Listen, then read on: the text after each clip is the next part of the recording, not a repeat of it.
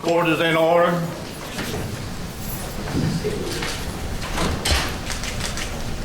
The Honorable Chief Judge of the Superior Court, Steve Schuster, presiding.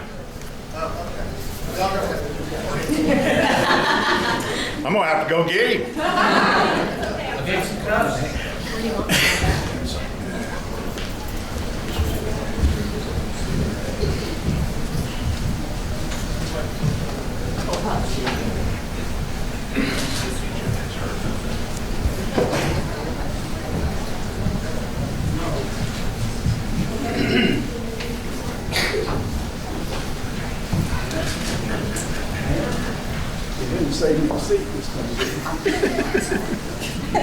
As I said earlier, Chief Judge Steve Schuster presiding.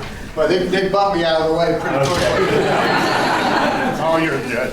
Thank you. Everybody have a seat. Today is a great day for the Superior Court. And as I've said before, there is nothing more fun and nicer than swearing in a new judge.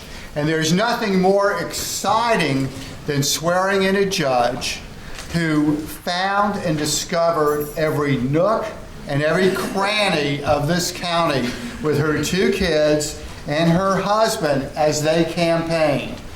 And Judge Childs, you had an amazing campaign organization with your children and with your husband. I don't think that I ever went anywhere that I did not see David out there working hard, carrying the family flag, and representing the Childs family when you were not able to be there. And when you were there, your 2 kids were amazing too.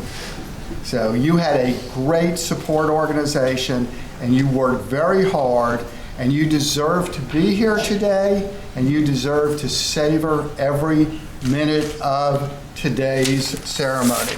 So I want to welcome everybody, and I want to thank you for being here again. And on behalf of, and I'm going to read out my colleagues, Judge Mary Staley Clark, Judge Lark Ingram, Judge Robert Flournoy, Judge Adele Grubbs, Judge Lutane Kell, and Judge Green is out killing animals today, but is here in spirit.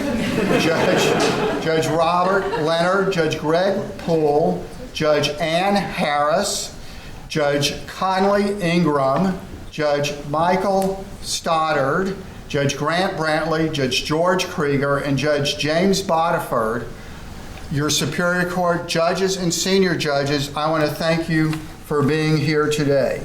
And I want to thank all the other judges from both the state court and the magistrate court, and our probate judge who swore all of us in earlier today so that we are also legal for being here today. And we have with us our clerk who makes sure everything works in Superior Court. Rebecca Keaton is here today. And our circuit defender, Randy Harris, I believe, is also here today. And from our juvenile court, we have our judges, Whitfield, Hamby, and Patterson are here. And I guess I can name the state court judges.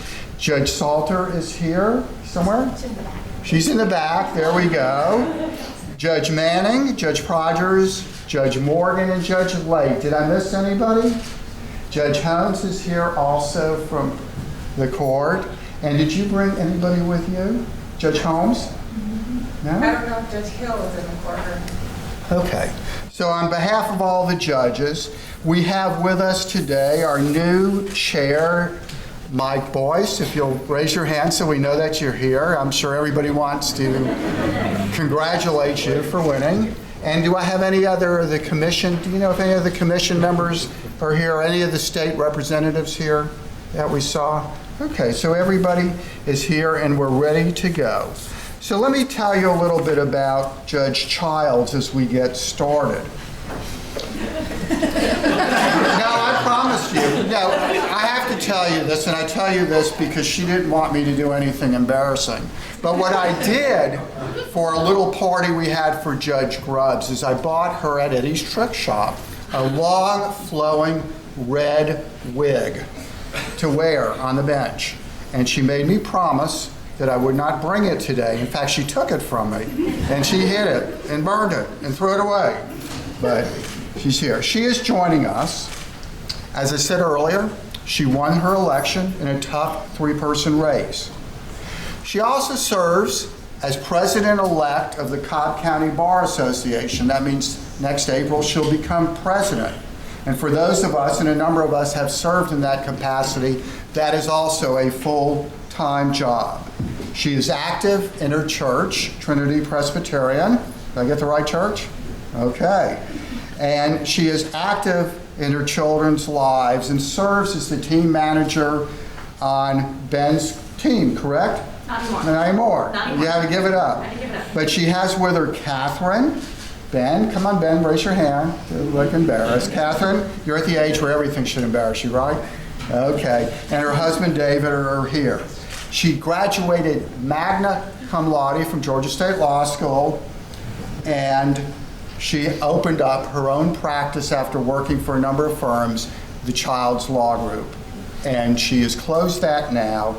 She is incredibly skilled in the area of complex business litigation. So we're very, very gracious and happy to have her on the bench with us. And now, to begin a ceremony, I think it's important, Maddox Kilgore, if you'll say some words of thanks.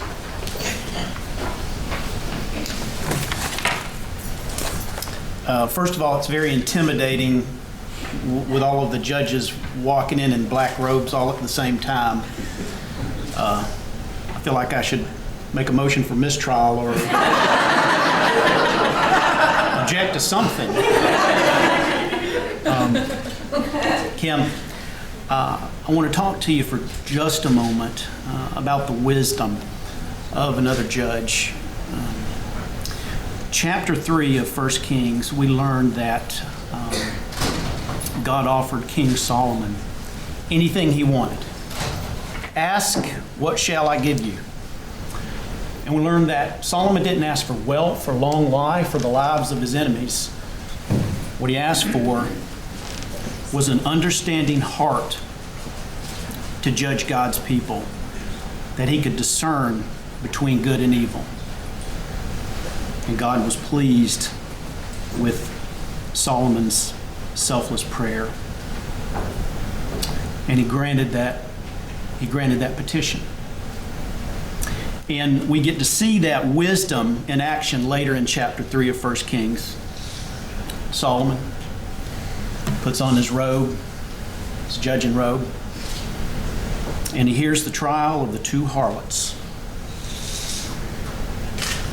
First witness, a woman comes and testifies. She says, "My Lord, this woman and I, we dwell in the same house, and I gave birth to a son while we were in the house. And after 3 days, she gave birth to a son as well.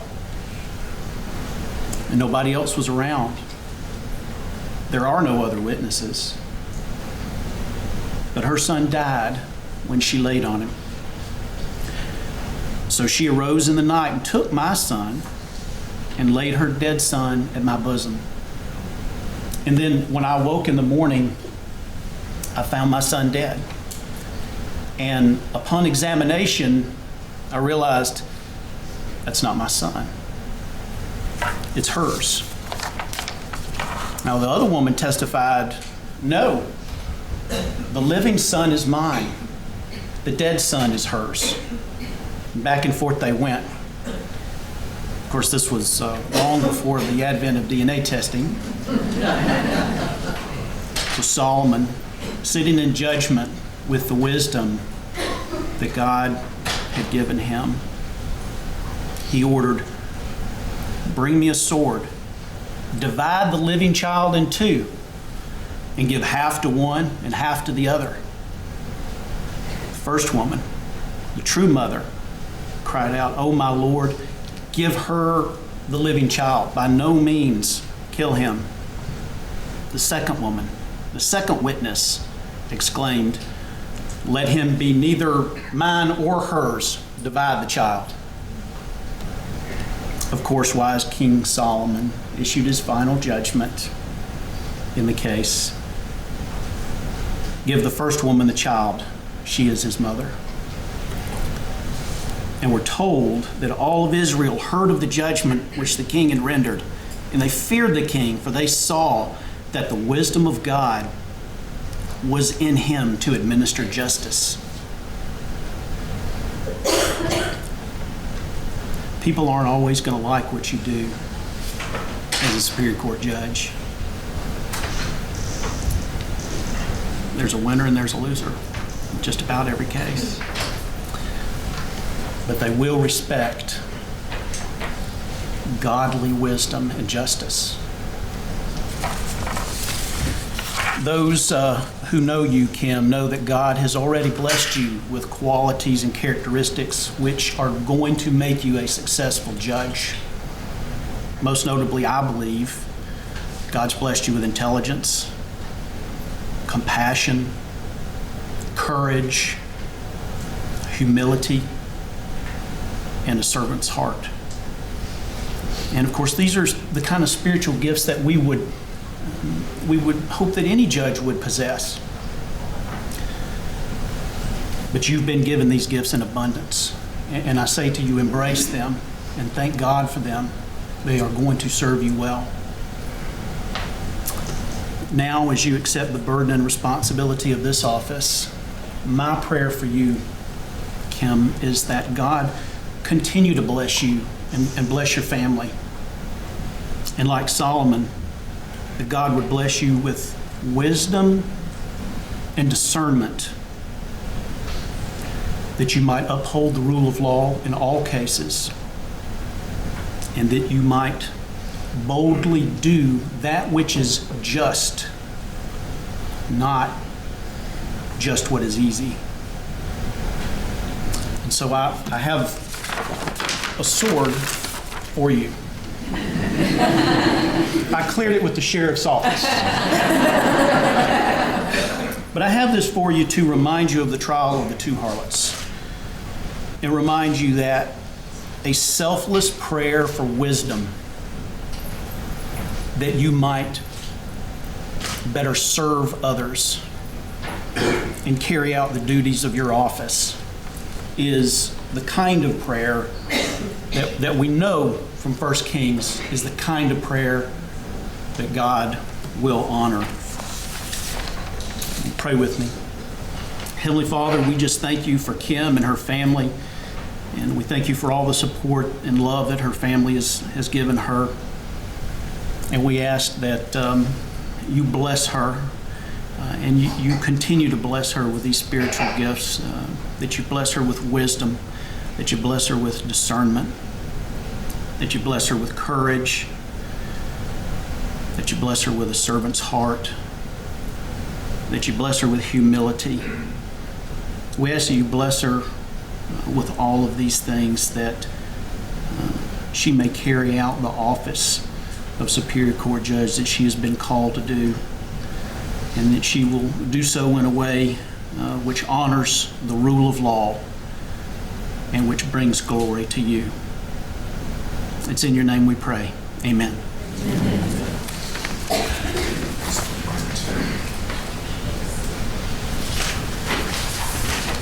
And at this time, Tom Sharon will make some opening remarks.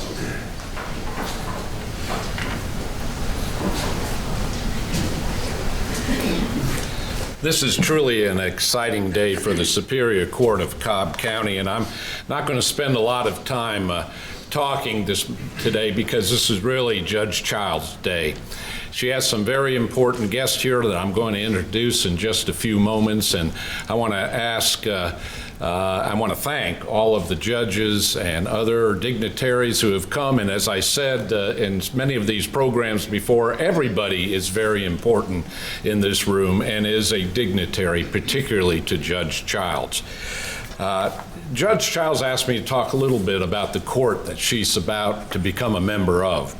And I'm certainly not going to go into a long history, but I think it's very important to note that this is a very special court. Not only was it created constitutionally by the state of Georgia, but in the hearts and minds of all the citizens of Cobb County, the Cobb Superior Court has a rich history of dispensing justice fairly to all the citizens and those who are not citizens who come within its walls. You know, this building we're in today is only about 6 years old. We dedicated it in January of 2011. And excitingly, we created the wisdom of the Superior Court judges and the county officials who really helped us in planning this courthouse, really looked on this ceremonial courtroom to hold programs just like this. And we never thought we'd actually use the courtroom that much. But because of the busy nature of the Superior Court of Cobb County, the tremendous growth that our community has experienced over the last several decades, this courtroom is used on a daily basis by visiting judges, assisting judges, and by our own Superior Court judges. So even though it's called the ceremonial courtroom, it is a functioning courtroom that dispenses justice every day. Back in 1953, the Superior Court of Cobb County and the Cobb Judicial Circuit was created. And as you see some of the portraits around the room here today, these are some of the notable judges who have been honored to hold the position of a Superior Court judge in our wonderful circuit. The first being Judge James Manning, the middle portrait on that wall in back of us. I have a wonderful story about all of them, but today is not the day to talk about it because we're talking about the newest of the Superior Court judges of this court.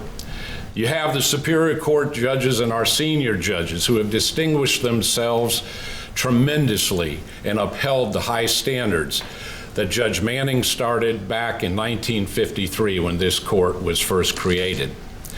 Now, I have to admit, Kim, I'm a little bit bummed out today. I'm excited because you are going to become the newest judge and uphold that fine standard that we had.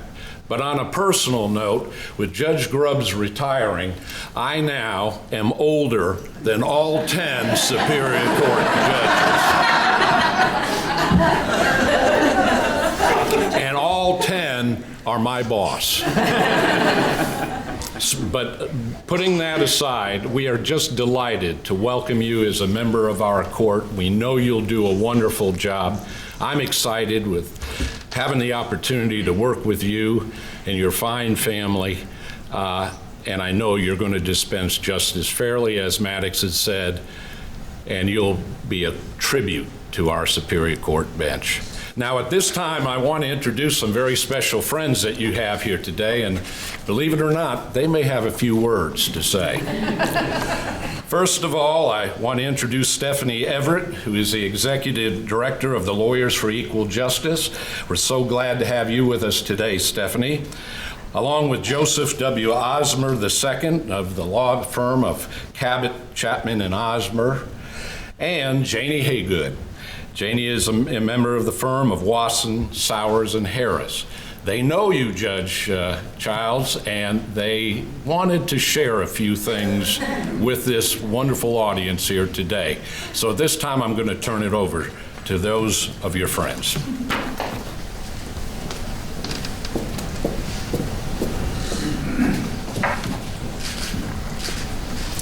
It was an impossible task. Take 27 third-year law students where senioritis had hit in and they were ready to get out of there. Add in 25 second-year law students who had started to do on-campus interviewing. Everybody was busy trying to find that coveted summer associate position. In addition, they had a full class load with, which included evidence and constitutional law, which were not walks in the park. And then add on top of that 3 to 4 rounds of edits of over 30 scholarly articles, dozens of peach sheets, which was our term for legislative reviews. Each of these articles had to be edited, and the edit took easily 15 to 20 hours.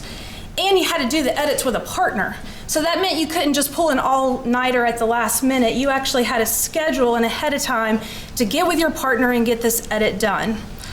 All of this in order to publish 4 law review journals, and we only had from July to May to accomplish it.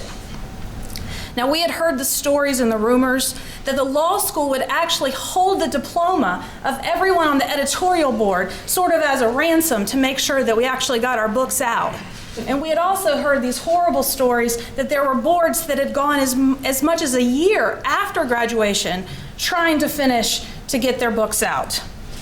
Well, we all looked at each other when we started our term on the editorial board in the summer of 2001 and said, not us. We were determined. We would not let that happen to us. We would rise to the occasion. Now, for the skeptical folks in the room, they didn't realize that we had a secret weapon.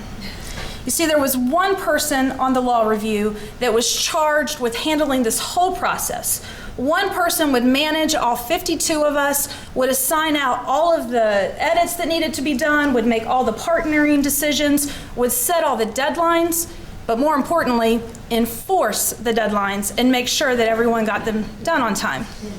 Now, it won't surprise anyone in this room to know that for our year, that one person was Kim Childs. She managed us with care.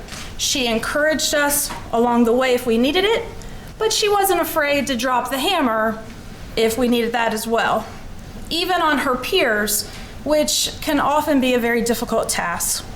But she was always respectful, never mean, and we respected her for that and for the approach that she took with us. Her leadership and her management skills kept us on track that year, and more importantly, on schedule. And so it won't surprise you as well to learn that we were the first editorial board of Georgia State University's law review history to publish all 4 of our books on time. We walked across that stage to get our hooding, for the hooding ceremony, knowing that we were in fact done. And since there are no footnotes or citations to this speech, and hopefully no one here to fact check me, I think that that's an honor that we still hold to this day, that no one has come beyond us and been able to accomplish such a task. Kim will bring the same leadership and management experience to Cobb County Superior Court. Now, when I was practicing, I once made the mistake in front of Judge Grubbs of suggesting that maybe a scheduling order would help our case move along because I thought that my opposing counsel was taking too much time with discovery and just trying to delay the case for delay's sake. And Judge Grubbs quickly reminded me that I was not in Fulton County and that in Cobb County, a superior court a scheduling order would not be necessary. Well, Judge Grubbs, I'm here to assure you that Kim will be able to take that baton that you're passing her and keep that tradition alive, because I know that she's going to manage her courtroom and the cases that come before her in the same way. She'll work very hard to ensure that everyone receives their day in court in a timely manner. I can also tell you from personal experience that Kim demands excellence of herself and everyone around her. I experienced this firsthand while working with her, and I am better for it. Everything she does, she commits 120%, whether it was as a law student, as a practicing lawyer, even as a Falcons fan. I'm happy to share that she brings that same intensity and commitment that she brings to her career, and it carries through to her personal life. We've been personal friends now for over 15 years, and I can think of a time or two when I was sick with food poisoning or going through a tough time in my life when Kim brought her intensity to those situations too. And she showed me in her very own special way just how much she cared about me. And there is nothing like knowing that Kim is in your corner or Kim is fighting for you, especially when it's with a Jamaican nurse on a spring break trip when she insisted that that nurse only give me FDA-approved drugs for said food poisoning.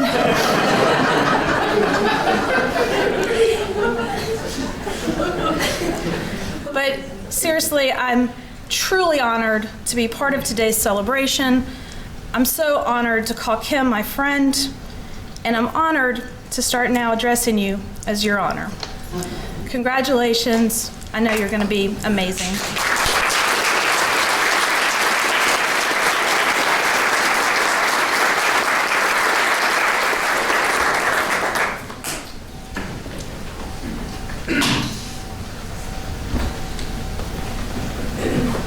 Your Honors, I've known Kim for 17 years. And when I sat down and tried to think about how to encapsulate my 17-year association with her into 3 to 5 minutes, the first thing I thought of was how in that 3 to 5 minutes do I work in the story about her going on a business trip to DC with 2 left shoes and no right shoes. The second thing I thought of was, actually really the first thing I thought of, was that in those 17 years, when we met in 2000, she joined the law firm that I was at the time with a small group of attorneys. She was a paralegal. She was going to law school full-time, holding down that job. And thinking back on it, even then, she showed the qualities, the character that we want to see in our judges. Dignity, humility, respect, intelligence, integrity, all of those things. Leadership. These weren't mantles that she put on when she decided to campaign and wanted to run for judge. This is who she is. That's Kim Childs. One of the things that always stuck out about her and these qualities was her determination. Kim has an iron will. I'm sure that David and the children can say that. They might say stubborn, but when it's a judge, we say iron will. But from the time she was a paralegal to a law student, and then when we picked up our association again when she was an associate at a subsequent law firm I was at, everything that she wanted to do, any task you gave her, she was determined to deliver. And she did, because she combines that iron will, that determination, with an incredible level of intelligence and great problem-solving skills. And when she was an associate for me, she was my favorite associate to work with, because she was what we called in the Marine Corps a fire and forget weapon. And unfortunately, Judge Green isn't here. He'd be the only other one that understands that reference. But what that meant was, you would give Kim a task, you give her a project, you give her a case, you give her anything. You point her in the right direction, you pull the trigger, and then you go off and do something else and just stay the heck out of her way. Because she's going to solve the problem. It didn't matter how tough the legal issues were, how complex the legal issues were, she'd solve the problem. All you needed to do was stay out of her way and go make yourself busy doing something else. That's certainly what she's going to bring to the bench, the ability to analyze, solve any legal issue, no matter how complex. A couple other qualities that I want to talk about with her. And one is leadership. And even as a paralegal, the most junior person in her group, Kim brought everybody around her up because she just had this positive quality, this can-do attitude, again, that determination. She brought everybody around her up, made everybody else around her better, got the most out of those people. And the respect that she's always shown and the respect that she's always demanded. It's going to make her a fantastic judge because everybody who comes into her courtroom is going to be heard. Everybody is going to be made to feel like they matter. Their cases are important to them. Kim knows that. And she will treat those people and their cases like they are important. She shows dignity and respect to everybody, and she demands dignity and respect in return. And that, too, is a quality of a great judge. Lastly, I would be remiss, Kim would be very upset if I didn't talk about her fantastic sense of humor. She quite frankly, has the second best sense of humor of anyone I know. That's because she laughs at all of my jokes. Even when she's paid an enormous personal price for it. Our old colleagues used to tell her, "Stop, you're just encouraging him." But to this day, as you can see, it's a nervous laughter sometimes. But it's there nonetheless. But in closing, I would just like to say how proud I am of Kim, how blessed I have been to know you for 17 years, and how blessed the residents of this county are going to be to have you don the robe. Thank you.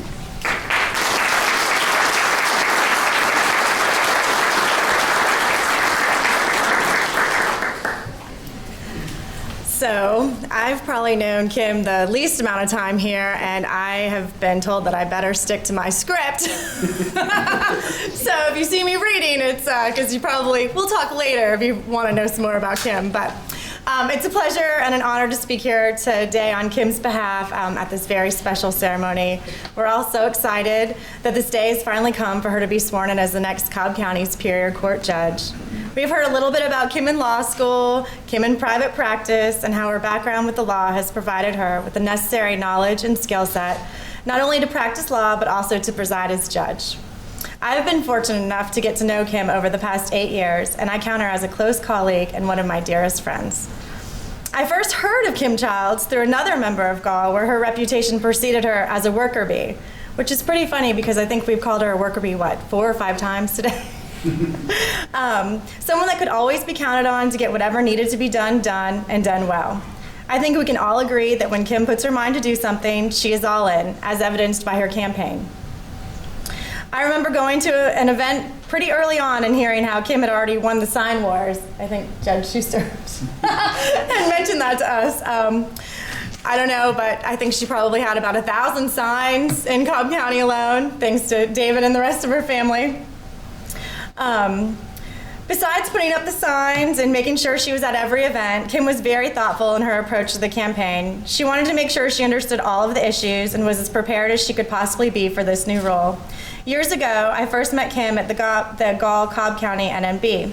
Kim was the hostess for this particular location. Just to paint the picture, this is generally a small group of women that get together for breakfast, probably about 5 to 7 women. I think Kim's breakfast typically had about 20 people, and they all came because they wanted to get up early to have breakfast with Kim, because Kim was prepared and dedicated to making a difference in our group. Not only that, Kim connected with each person at the breakfast. I would leave her breakfast feeling empowered and supported and would look forward to the next month's breakfast. Kim made the Gall NMB a success. I was honored when she chose to hand me the reins and help me become more involved in a leadership role with Gall. I strongly believe that Judge Childs will have the same effect on the bench. I know that her dedication to our profession will result in her being prepared every day for court. I know that her ability to connect with everyone that she encounters will make a difference, whether big or small. And I hope that everyone who comes before her feels empowered by the justice system. I know that she will treat everyone equally and with the respect that they deserve. As the years passed, Kim and I became closer friends. She has been there with me through some major life decisions. She has sat with me for hours in the darkest of times and has been my cheerleader in the brightest. I can't even tell you how many times I've called her asking if something was the right thing to do, and no matter how scary it seemed to me, she was always in my corner 100%. Kim hasn't just done this for me, Stephanie too. She's spent countless hours helping other lawyers find their paths, not because she has had to do it, but because helping people is in her DNA. When Kim first called me and told me that she had decided to run for judge, all I could think about was how could I help her and how many other countless peoples would be willing to support her. We came up with the 100 Women for Kim campaign because so many of our friends wanted the opportunity to give back to Kim to help her get elected. These women, along with me, know of Kim's potential for great success and Kim's passion for the community. You may not have realized this yet, but Cobb County has its newest cheerleader. To Kim, let your skill, wisdom, and faith guide you. We are counting on you to help strengthen our community. I want you to know how proud I am of you and your devotion to public service, and I want you to know how grateful I am to call you a friend. Before we start crying, or before the hook pulls me away, I want to remind you all that Kim is human, maybe superhuman, but still human nonetheless.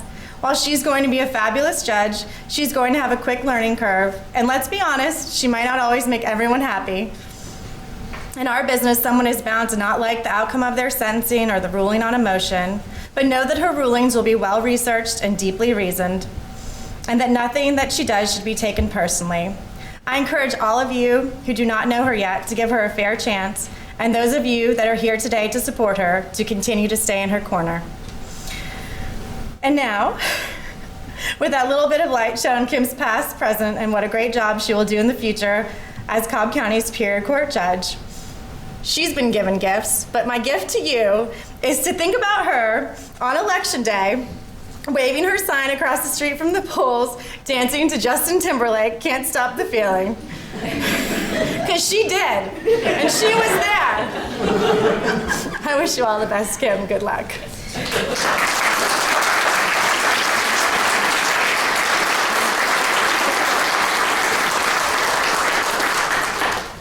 In a second, Judge Grubbs is going to come up and swear you in, so I want you to bring your family up here. It's very fitting that Judge Grubbs do this. Kim, you're going to be joining what we call a hot bench. We open and close. But come on up here. Adele, where do you want everybody? We open and close, each of us, 1,700 cases a year. We have a bench that one Superior Court judge serves 70,000 members of our community, where Fulton has one for every 49,000, and statewide there is one for every 56,000. According to the latest state statistics, we are 3 judges below what we should have. We should have 13. So you are about to embark on an odyssey where 10 of us do the work of actually 13.23 judges. So it will be fun, it will be exhilarating, but it will not be a walk in the park. Judge Grubbs, if you'll come in and swear her in, and I appreciate the symmetry, you are turning over probably the tightest run courtroom in this building to somebody who will actually do the same thing. I was before I actually do the oath, I was sitting there thinking about what Judge Kell called me when they did my send-off thing last week. And he compared me to Margaret Thatcher, Winston Churchill, and Lady Di. That's you. You are it. I've watched you. Judge Childs has been watching me. She's been watching other judges. She's been asking questions. She's ready, folks, and you better be ready for her. Okay? Now, we need pictures taken, so we need this thing out of the way. Wait till you get back. Just a little bit. You're going to hold the Bible? You are. Okay. You did it right. We had one the other day, and I asked her before, I said, do you want me to make you repeat this? Or you don't want me to just read it? And I think she wants me to just read it. So, Kimberly Cobb, at this point. It says, you do further swear that you will administer justice without respect to person and do equal rights to the poor and the rich, and you will faithfully and impartially discharge and perform all of the duties incumbent on you as judge of the superior courts of this state, according to the best of your ability and understanding, and agreeably to the laws and the Constitution of this state and the Constitution of the United States. You do further solemnly swear and affirm that you are not the holder of any unaccounted for public money due the state, or any political subdivision or authority thereof. You are not the holder of any office of trust under the government of the United States, nor of either of the several states, nor of any foreign state. And you are otherwise qualified to hold said office according to the Constitution and laws of Georgia, and that you will support the constitutions of the United States and of this state, and you have been a resident of this circuit for the time required by the Constitution and laws of this state. If you will do that, say so help me God. So help me God. Welcome. You are a Superior Court judge of all the courts in the state of Georgia, and you can sit anywhere. It's your primary. Congratulations.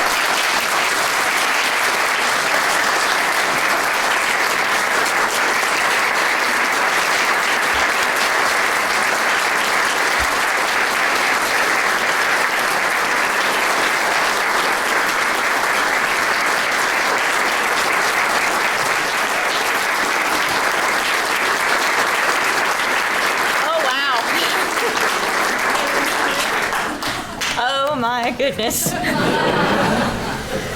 Oh, wow. All of this is, whew, wow. This is so surreal. And every time that I thought about today, every time that I thought about what my new job would be in a few weeks, about the individuals who helped me achieve what only a handful of people thought was possible, well, I get a little emotional. So I've got a note right here in my binder, because I have a binder. Heather, I have a binder. I have a note. It says, "Girl, keep it together," and I'm going to do my best. But if I falter, please bear with me. Judge Grubbs, thank you so much. Thank you for all that you've done for me over the past few months. I deeply appreciate your guidance and your mentoring, and not to mention the fact that you're leaving me with the smallest caseload, I think, since the creation of Superior Courts in Georgia, perhaps. Thank you so much. To my new colleagues, the Superior Court judges of Cobb County, since June, you've let me sit in your courtrooms. You've let me pepper you with questions. You've never once hesitated in helping me and answering me. And it gives me a lot of confidence to know that I've got a team behind me going into January. And I know that I'm going to be just fine because I've got you guys. You have my back. Thank you, guys. Chief Judge Schuster. Yeah. Yeah, I bet you're a little nervous right now, aren't you? You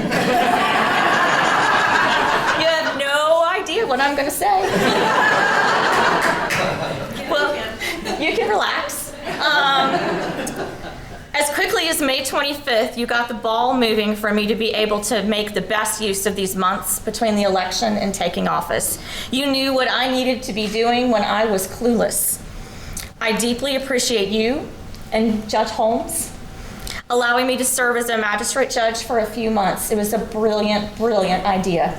And I know that my experience as a magistrate judge is going to help me in January. So thank you. Thank you both. I also want to thank Tom Sharon and Laura Murphy and all of Superior Court administration. I want to thank Superior Court Clerk Rebecca Keaton and all of her staff, Circuit Defender Randy Harris. You folks have allowed your staff to spend time with me. You have worked hard with me over the last few months. I'm a huge believer in preparation, as my friends have shared with you guys.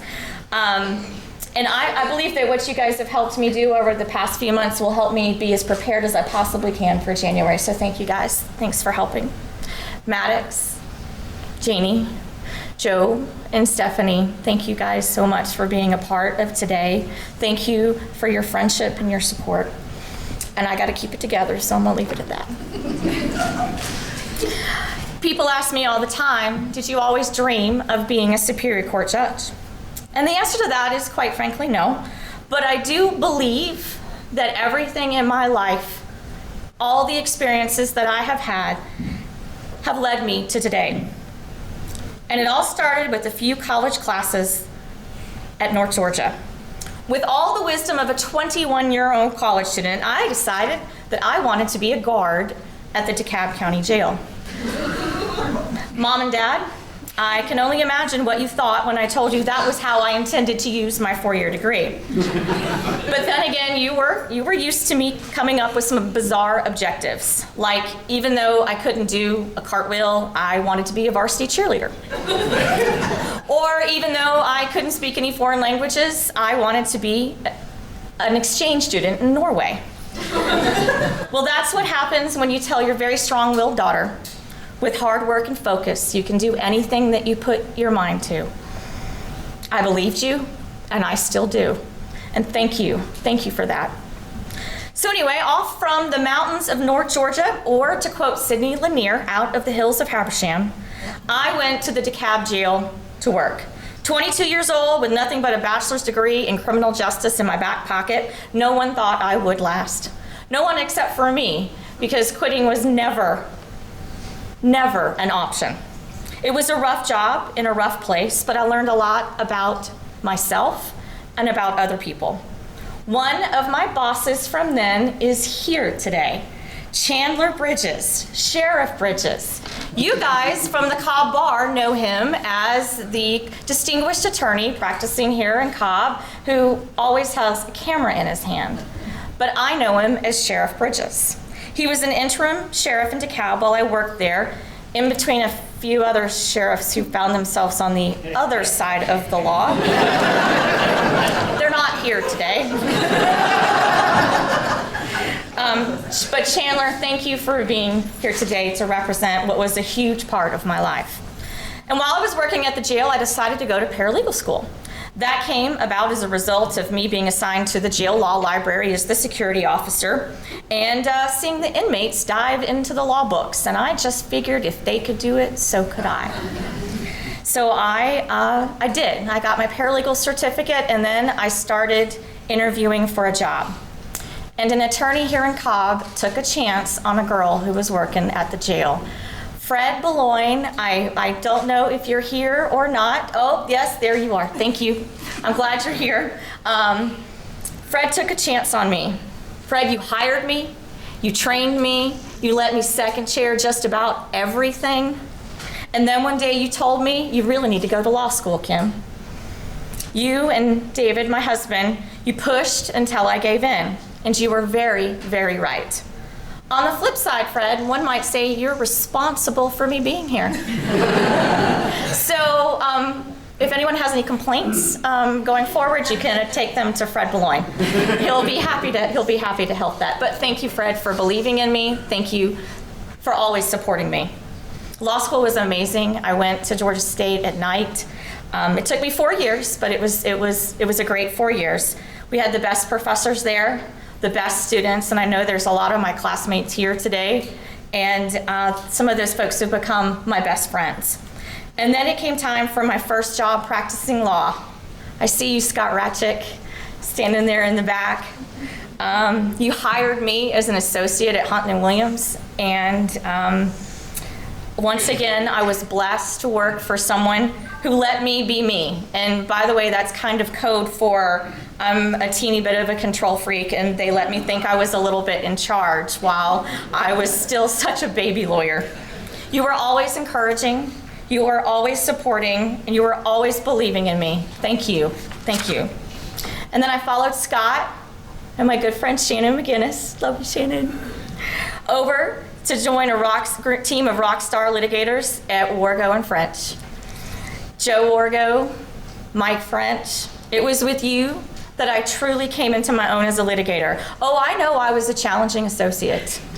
Again, that's code for I'm a bit stubborn and like to do things my own way, but you stuck with me, and I really appreciate it. And then I felt I needed to captain my own ship and start my own firm, which I did down in Vinings. Over the years, I worked with so many wonderful people. Heather Wagner, I see you back in the back. Anna Reeves. And let me tell you about the solo and small firm attorneys out there. They are the most supportive and giving and helpful group of people. You would think that you're all competing for the same business, but it's not like that. Everyone is there to lend an ear when you need some advice. Everyone is there to help you when things are not going your way. And I'm grateful. I'm grateful for all of you guys out there who've helped me over the years. And that brings me to my campaign. So one day, I'm driving home from the Cobb Bar luncheon. I'm going down I-75, and I call David, and I say, hey, David, I got an idea. I think I should run for Judge Grubb's open seat on the Superior Court bench. And he says to me, about time you did something like that. Neither of us have ever been involved in politics, a campaign. We had no idea of the enormity of running a county-wide campaign.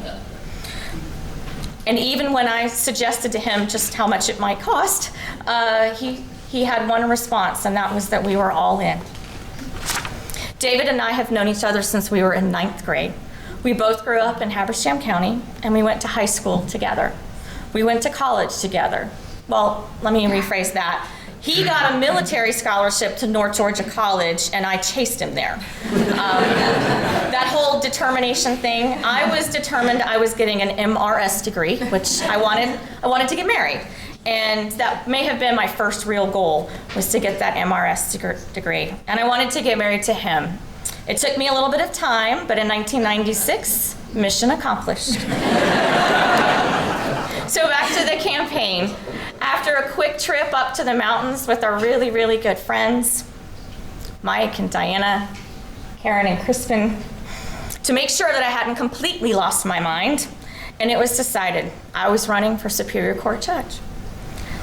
Mike and Diana agreed to handle the treasurer money part of it, and let me tell you, I don't know how everybody else's campaigns work, but my reports were always ready the day they were due. Not the grace period day, the day they were due, and they were always, always perfect.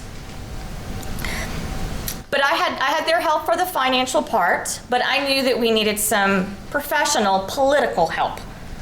And do you know it is really, really hard to get phone numbers for political consultants in this county if you've never really been involved in politics before? But I have some pretty persistent friends, and my friend Heather Brown got me the number for Jeremy Brand. And once I talked to him, I knew I wanted him on my team. Jeremy, I'm not sure, I haven't seen him today, but I hope he's here, because thank you, thank you, thank you. I wasn't the traditional Superior Court candidate, and he took a real chance with me. My experience and background was not what everyone expected for a Superior Court judge, but he worked with me anyway. Without him and his plan, I would not be here today. And when he told me that he would take my calls 24/7, I'm not really sure he thought I would actually call him 24/7, but I did, and he answered every single time. Haley, where's Haley Woods? I know, there you are. Hey, Haley. I was so lucky to have my fundraiser be my biggest cheerleader. She was 150% behind me and believed in me. When people believe in you that much, with that much passion, it really helps you believe in yourself and that you can be successful. And speaking of fundraising, as I know all of the lawyers here in this room know, there were an unprecedented number of judicial candidates in 2016. 17 of us total. Never had that many before. But amidst the hard work, long hours, I got to know my fellow candidates. They're amazing people. We had lots of laughs while we waited outside of political events where we weren't actually allowed to talk because we were judicial candidates and folks were here for the important races like the commission chairman's race, not the judicial race. But we would wait in the parking lot and the voters would come out and then we would make a little gauntlet, right? Guys, we'd make a little gauntlet and we would stick our push cards and try to get our names and faces in front of as many of them as we possibly could. And to the judicial candidates from the class of 2016, I hope we can keep the same bond that we had on the campaign trail, and I appreciate all of you. To the candidates in my particular race, Grady Moore and his wife, Lisa, Chuck Bachman and his wife, Kelly, no matter where we were, and although we were vying for the same seat, you were always gracious to me and to my family. I enjoy getting to know you, and I will always consider all of you to be my friends. And I'd like to think that our race set the example of how a judicial race should go. 3 qualified candidates who campaigned on their experience without any negative focus whatsoever. Chuck and Grady, I thank you both. On May 24th, the votes were counted. Well, actually, it was 2 a.m. on May 25th, but they were counted, and thank you very much to the voters of Cobb County. You're trusting me with this very, very important job.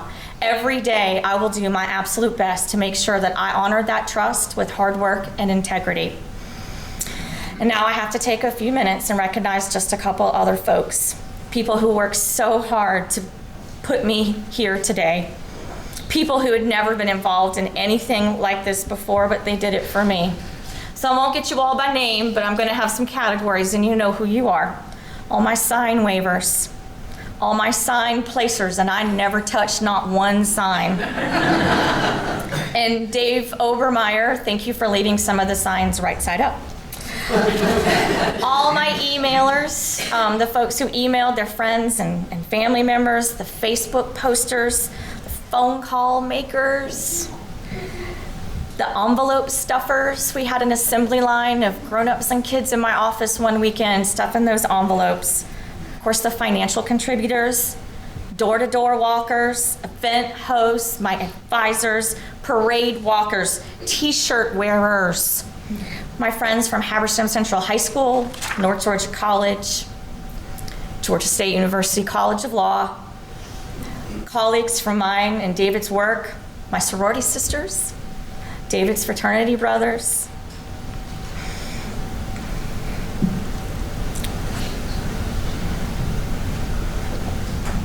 Sorry. My Weatherbrook family.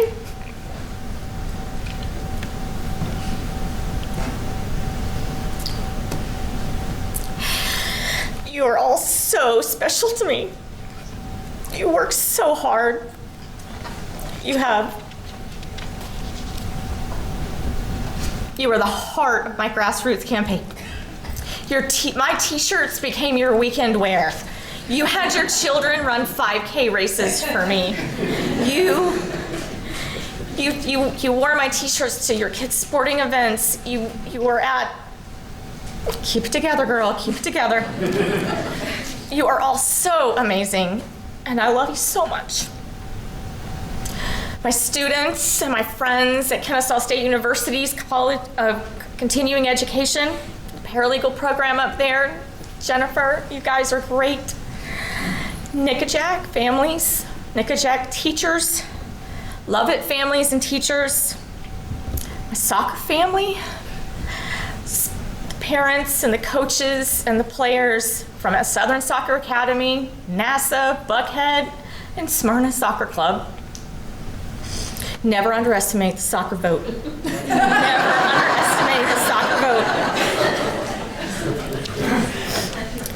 The Cobb County Bar Association, particularly those who know me from the Board of Trustees, the Business Law and Litigation section. It's a small but very determined group of people who believed in me. The Georgia Association for Women Lawyers gave me my very first leadership role. My LLLs, the lovely lady lawyers. I'm gonna stop with that. And the kids. Hey guys, all the kids who campaigned for me. Yes. For all the kids today, you've been sitting for a long time, and there's some cake downstairs real soon because I'm almost done.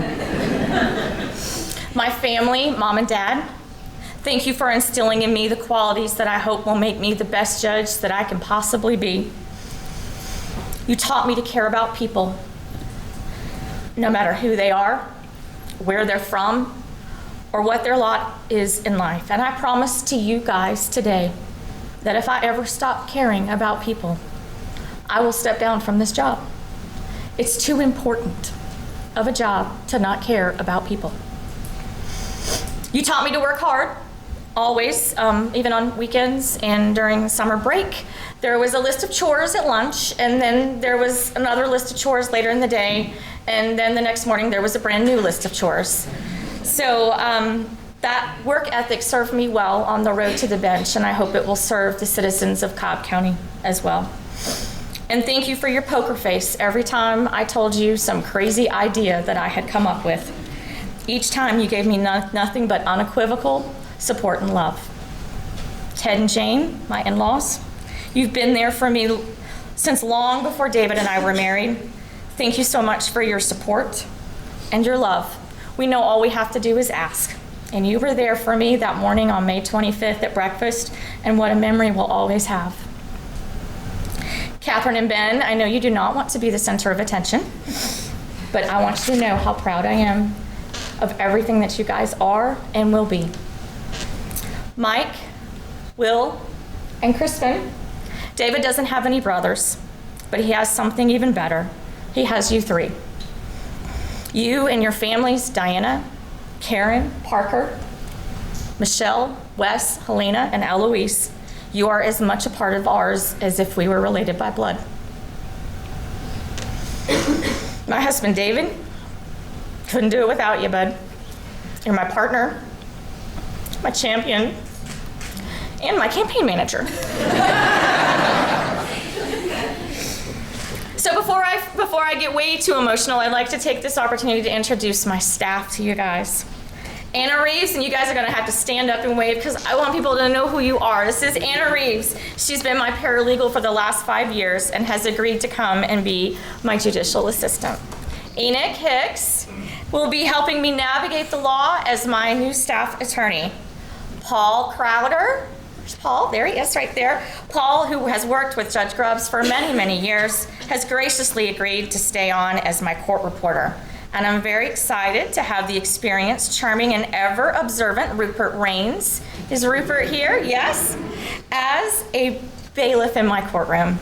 And thank you, Rebecca Keaton, for letting me keep Tammy Burschel. She's going to be the courtroom clerk. We are going to hit the ground running in about 2 weeks, folks.